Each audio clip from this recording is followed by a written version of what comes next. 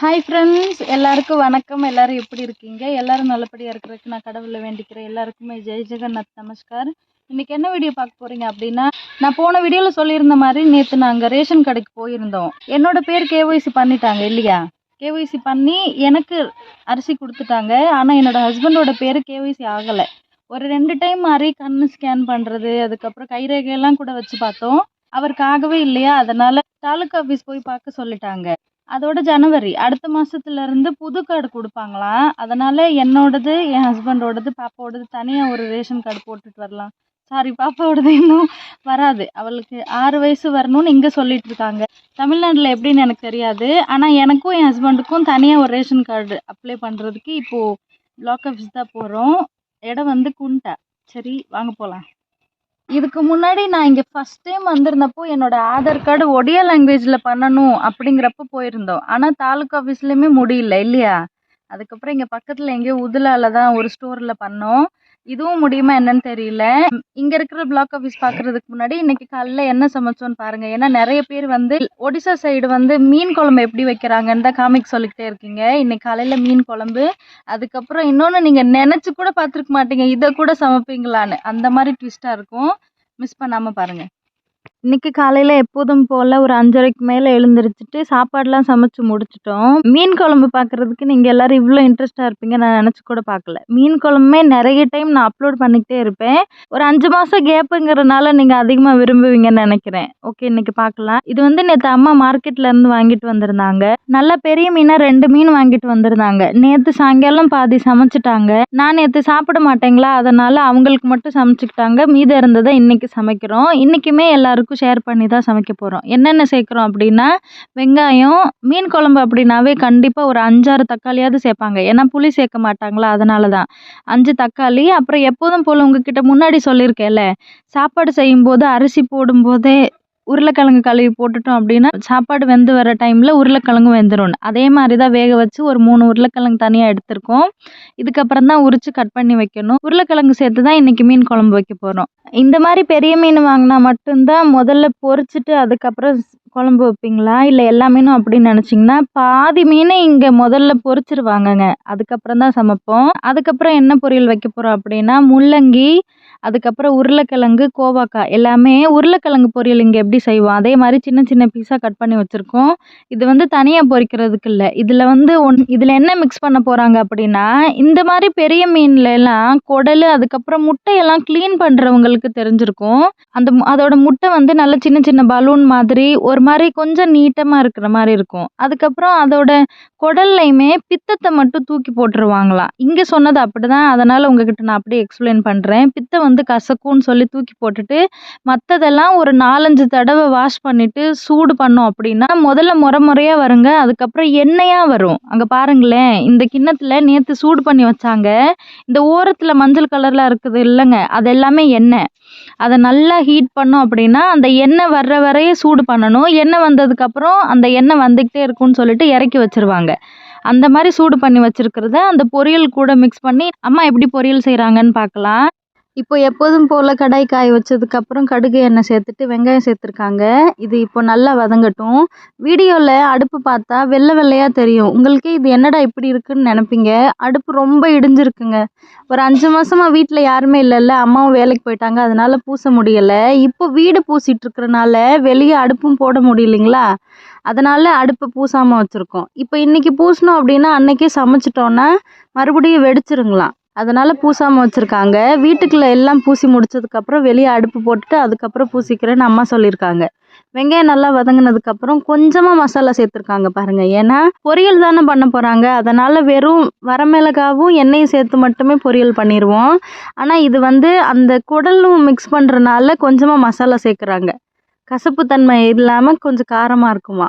மசாலாவை சேர்த்து நல்லா கிண்டினதுக்கப்புறம் மசாலா அரைச்சி கொண்டுட்டு வந்திருப்போம்ல, அந்த கிண்ணத்தை கழுவிட்டு கொஞ்சமாக தண்ணி சேர்த்துருக்காங்க. இப்போ வந்து மஞ்சள் பொடி சேர்க்குறாங்க. மஞ்சள் பொடி சேர்த்து மசாலா நல்லா ரெடி ஆனதுக்கப்புறம் நான் சொல்லியிருந்தேன் இல்லைங்க, மீன் குடல், அது ஆல்ரெடி எண்ணெயில் லைட்டாக பொரிச்சு வச்சுருக்காங்க. அதை மிக்ஸ் பண்ணுறாங்க. அதை சேர்க்கும்போது கொஞ்சம் உருண்டையாக இருந்தது. இப்போ வந்து நல்லா மெல்ட் ஆகிடுச்சு. அதுக்கப்புறம் கட் பண்ணி வச்சுருந்த உருளைக்கிழங்கு, கோவாக்காய், முள்ளங்கி அதெல்லாம் சேர்க்குறாங்க. இப்போ உப்பு சேர்க்குறாங்க. இதுக்கப்புறம் நார்மலாக உருளைக்கிழங்கு, கோவாக்காய் பொரியல் நம்ம எப்படி பொரிப்போமோ அதே மாதிரி தான் இங்கே பொரிக்க போகிறாங்க. தண்ணி எதுவுமே சேர்க்க மாட்டாங்களாம். சும்மா கிளறி வச்சுட்டு தட்டு போட்டு மூடி வச்சுட்டாங்க அப்படின்னு. இடையில ஒரு 2 டைம் அடி பிடிக்காம கிளறி விட்டோம் அப்படின்னா உருளைக்கிழங்கு வந்ததுன்னா இந்த பொரியல் ரெடி. இதை வந்து உருளைக்கிழங்கு, கோவக்காய்லாம் சேர்த்து இப்போ தான் ஃபஸ்ட் டைம் ட்ரை பண்ணி பார்க்குறேன். இல்லாட்டி இதுக்கு முன்னாடியெல்லாம் கொஞ்சம் கம்மியாக கொண்டுட்டு வந்தாங்க அப்படின்னா வெறும் உருளைக்கிழங்கு மட்டும் போட்டு தவா இருக்குல்லங்க அதிலே ஃப்ரை பண்ணிடுவாங்க. இப்படி பார்த்து இதுதான் ஃபஸ்ட் டைம். பொரிச்சதுக்கப்புறம் பாருங்கள், அந்த குடல் மிக்ஸ் பண்ண மாதிரி எந்த டிஃப்ரெண்ட்டுமே தெரியாது. அப்படி தானேங்க இருக்குது. ஆனால் கொஞ்சம் கசக்குங்களாம். அங்கங்கே ஒரு சின்ன சின்ன பீஸாக கருப்பு கலரில் இருக்குது, அவ்வளோதான். எங்கள் வீட்டில் மீன் குடல் இப்படி தான் பொரிச்சிருக்காங்க. இப்போ வந்து மீன் குழம்பு எப்படி செய்கிறோன்னு பார்க்கலாம். அதுக்குமே எப்போதும் போல் கடுகு எண்ணெய் சேர்த்துட்டு வெங்காயம் சேர்த்துருக்கேன். வெங்காயம் நல்லா வதங்கிருச்சு. அதுக்கப்புறம் எப்போதும் போல் மசாலா சேர்த்ததுக்கப்புறம் ஒரு 2 நிமிஷம் வதக்கிட்டு மசாலா தண்ணி சேர்த்துருக்கேன். இப்போ மசாலா ரெடி ஆகட்டும். மஞ்சள் பொடி சேர்த்தாச்சு. அதுக்கப்புறம் என்ன பொடி சேர்ப்போம் அப்படின்னா, இங்கே விற்கிற மட்டன் பொடி மீன் குழம்புல சேர்த்தா நல்லா டேஸ்ட்டாக இருக்குன்னு சொல்லுவாங்க. கொஞ்சமாக சீரகத்தூள் சேர்க்குறேன். நான் வந்து வீட்டில் சீரகம் வச்சுருக்கேன். தூள் வந்து அதிகமாக யூஸ் பண்ண மாட்டோம். எப்பயாவது சிக்கன் குழம்பு வாங்கினா தான், அதனால் தனியாக அப்படியே பாக்கெட்டில் எடுத்து வச்சுருக்கேன். இங்கே பாருங்கள், மீட் மசாலான்னு இருக்குங்களா, இது வந்து மட்டன் செஞ்சோம் அப்படின்னா ஒரு 2, 3 பாக்கெட் மாதிரி எக்ஸ்ட்ரா சேர்ப்பாங்க. ஆனால் இந்த பொடி மீன் குழம்புக்கு டேஸ்ட்டாக இருக்கும்னு அப்பாவும் என் ஹஸ்பண்டும் சொல்லுவாங்க. அதனால் ஒரு பொடி ஃபுல்லாக சேர்த்துக்கிறேன். அதை சேர்க்குறதுக்கு முன்னாடி மசாலா எப்படி இருந்தது, சேர்த்ததுக்கப்புறம் எப்படி இருக்குன்னு கொஞ்சம் டிஃப்ரெண்ட் உங்களுக்கே நல்லா தெரிஞ்சிருக்கும்னு நினைக்கிறேன். இப்போ மசாலா நல்லா ரெடி ஆகிடுச்சு. இதுக்கப்புறம் நம்ம தக்காளியும் கொத்தமல்லியும் சேர்த்துக்கலாம். இப்போ நல்லா கிளறி விட்டுட்டு நம்ம மசாலா அரைச்சிருப்போம்ல, மசாலா எடுத்ததுக்கப்புறம் அம்மியை கழுவிட்டு அந்த தண்ணி கொண்டுட்டு வரும்ல, அந்த தண்ணி சேர்த்து மூடி வச்சிடலாம். இப்போ தக்காளி நல்லா வதங்கிருச்சு. சில மீன் குழம்புல வந்து உருளைக்கிழங்கு சேர்ப்பாங்க, சில குழம்புல வந்து காலிஃப்ளவரும் சேர்ப்பாங்க. இப்போ நான் வந்து உருளைக்கிழங்கு தான் சேர்க்க போகிறேன். வேக வச்சுருந்ததை தோல் உரித்து வச்சுருக்கேன். அதை சேர்த்துட்டு சும்மா தோசை கரண்டியில் உடச்சி விட்டோம் அப்படின்னாவே அது நல்லா சின்ன சின்ன பீஸாக வந்துடும். அதே மாதிரி இப்போ எல்லா உருளைக்கிழங்கையுமே உடச்சி விட்டாச்சு. நல்லா கிளறி விட்டுட்டு குழம்புக்கு தேவையான அளவு இப்போ தண்ணி சேர்த்துக்கலாம். இப்போ தண்ணி சேர்த்தாச்சு. நல்லா கிளறி விட்டுட்டு தட்டு போட்டு மூடிடலாம். இந்த தண்ணி நல்லா கொதிஞ்சு வந்ததுக்கப்புறம் மீன் போடணும். நான் குழம்பு செஞ்சுட்டு இருக்கும்போது தான் காலையில் அம்மா தேஜுக்கு சாப்பாடு விட்டுக்கிட்டு இருந்தாங்க. சாப்பிட்டுக்கிட்டு இருக்கா.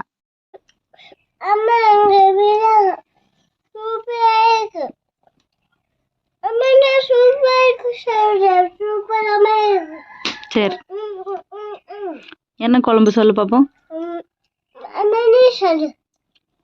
காலிஃப்ளவர், உருளைக்கிழங்கு,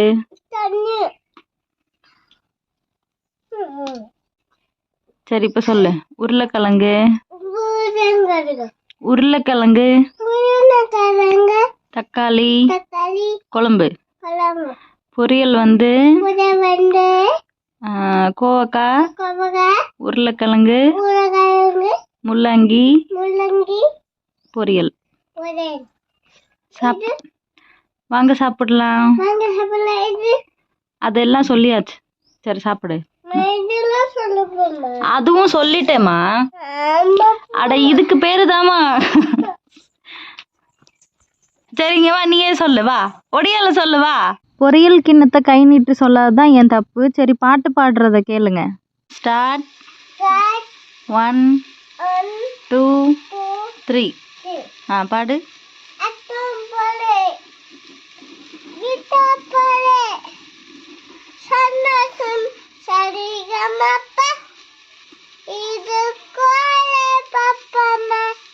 இது யாரும்மா சொல்லி கொடுத்தா? தாத்தாவா? தாத்தா வீட்டில் இருக்கும்போது பாப்பியா நீ? பாப்பியா?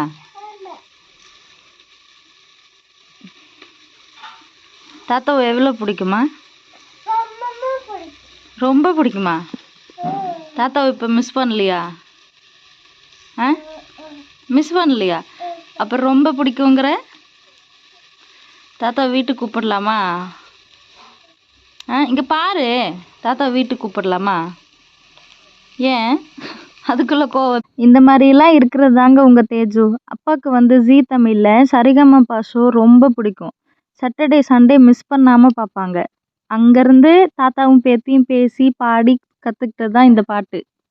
இப்போ தண்ணி நல்லா கொதிஞ்சிருச்சு. நம்ம ஆல்ரெடி பொரிச்சு சூடு பண்ணி வச்சுருந்தோம்ல மீன் பீஸு, அது போட்டுடலாம். எல்லாத்தையுமே சேர்த்துட்டேன். இப்போ இது நல்லா கொதிஞ்சதுக்கப்புறம் இறக்கி வச்சிடலாம். எங்கள் வீட்டில் மீன் குழம்பு இப்படி தான் செய்வாங்க. அவ்வளோதாங்க, சமையல் வேலை எல்லாமே முடிஞ்சது. நீங்கள் கேட்ட மீன் குழம்பு ரெசிபி இவ்வளோ தான். சமையல் வேலையெல்லாம் முடிச்சதுக்கப்புறம் இங்கே முன்னாடி கூட நெல்லெல்லாம் காய வைப்போம்லங்க, அந்த இடத்த கொஞ்சம் சுத்தம் பண்ணிக்கிட்டு இருந்தோம். நான், தம்பி, அதுக்கப்புறம் என்னோடய ஹஸ்பண்ட் எல்லாரும். அவங்க 2 பேர் வந்து சும்மா மண்வெட்டியை வச்சு மட்டும் அந்த சின்ன சின்ன செடியெல்லாம் இருக்கும்லங்க, அதெல்லாம் எடுத்து விட்டாங்க. நான் வந்து இதுக்கு முன்னாடி அந்த இடத்துல தான் இலை விறகெல்லாம் வச்சுருந்தோங்களா, அது எல்லாம் இப்படி சருகையெல்லாம் பிஞ்சு போய் அசிங்கமாக கிடந்தது. அதெல்லாம் கூட்டி விட்டுட்டு இருந்தேன். தம்பியும் எனக்கு கொஞ்சம் ஹெல்ப் பண்ணிகிட்டு இருந்தான். வேலையெல்லாம் முடிஞ்சதுக்கப்புறம் தான் காலைல சாப்பிட்டோம். மார்னிங் சாப்பாடு வந்து சாதம், அதுக்கப்புறம் கொஞ்சமாக லெமன் எடுத்திருக்கேன். மீன் குழம்பு சாப்பிடும்போது எப்போவுமே கொஞ்சம் லெமன்லாம் பிழிஞ்சு விட்டு சாப்பிட்டோம் அப்படின்னா சூப்பராக இருக்கும். இங்கே வந்து காலையில் எல்லாருமே, சொல்லப்போனால் எல்லார் வீட்லேயுமே வெயில் அடிக்கிற இடத்துல தான் உட்காந்து சாப்பிடுவாங்க. அப்படி தான் சாப்பிட்டேன். இப்போ குண்டா தாலுக்கா ஆஃபீஸ் வந்தாச்சு, எங்களை கூப்பிட்ருக்காங்க. முதல்ல பேசிட்டு வந்துடுறோம். என்ன சொன்னாங்க சொல்லு. ம், பேர் கட் பண்ணதை பண்ணிருக்கலாம், ஆனால் புது கார்டு எப்போ வர தெரியாது. நீங்கள் எனக்கு சொல்லுங்கள், உண்மையாகவே தமிழ்நாட்டிலையுமே கல்யாணத்துக்கு அப்புறம் ஒரு வேளை பொண்ணுங்களோடது கண்டிப்பாக கட் பண்ணிடுவாங்க. ஹஸ்பண்ட் வீட்டுக்கு போனதுக்கப்புறம் வேறு பேர் மாற்றுறது இதெல்லாம் இருக்கும். கல்யாணத்துக்கு அப்புறம் அந்த பையனோ பொண்ணோ தனி ஃபேமிலியாக ரேஷன் கார்டு ட்ரை பண்ணாங்க அப்படின்னா அப்ளை பண்ணி 1 வருஷம் 2 வருஷத்துக்கு அப்புறம் தான் வருமா, இல்லை சீக்கிரமாகவே வருங்களாங்கிறத எனக்கு தயவு செய்து கமெண்ட்டில் சொல்லுங்கள். இப்போ நீங்கள் விரும்புனீங்க அப்படின்னா நான் வந்து ரேஷன் கார்டிலேருந்து கட் பண்ணிடுறேன், இவரோட பேரை கட் பண்ணிவிட்டு அப்ளை பண்ணுறாங்களா. ஆனால் புது கார்டு வர்றதுக்கு 3 வருஷம் கூட ஆகலான்னு சொல்லிட்டாங்க. அதனால் இவர் வேணான்னு சொல்லிட்டாரு. வீட்டுக்கு கிளம்புறோம், அங்கே போய் பேசலாம், எல்லாரும் பார்க்குறாங்க. இப்போ தான் வீட்டுக்கு வந்தோம். வந்த உடனே மேடம் அங்கன்வாடியிலேருந்து வந்துட்டு தம்பி தான் ட்ரெஸ் சேஞ்ச் பண்ணியிருப்பான் போல் பிஸ்கட் சாப்பிட்டுட்டு இருந்தாங்க. நீங்கள் எல்லோரும் சொல்லியிருந்தீங்கல்ல தேஜுவுக்கு ஸ்கூல் பேக் வாங்கி கொடுங்கன்னு.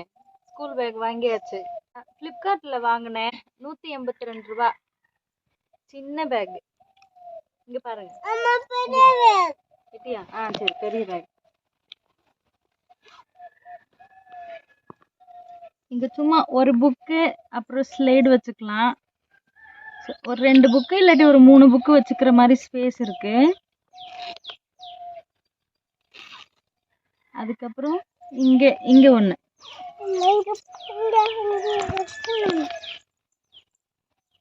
பாப்பாவுக்கு பேக் எப்படி இருக்குன்னு கமெண்ட் பண்ண வந்துடாதீங்க. வா போடு, நீ போட்டுக்கா, நீ போட்டுக்கா. இங்க பாரு, சொல்றதுக்கு அப்பதானே நீ நல்ல பிள்ளை. சரி, நீ நல்ல பிள்ளை இல்லை, நல்ல பிள்ளை இல்லைன்னாலும் போடலாம். சரி சரி சரி, சொல்றது கேளுமா. இது உன் பேக். சரி, நான் கொடுத்துருவா, வேற யார்கிட்ட கொடுத்துருவா. கொடுக்க கூடாதுல்ல, அப்ப இல்லை. எங்க காமி, அவங்க கிட்ட காமி பேக் எப்படி இருக்கு. பின்னாடி காமி.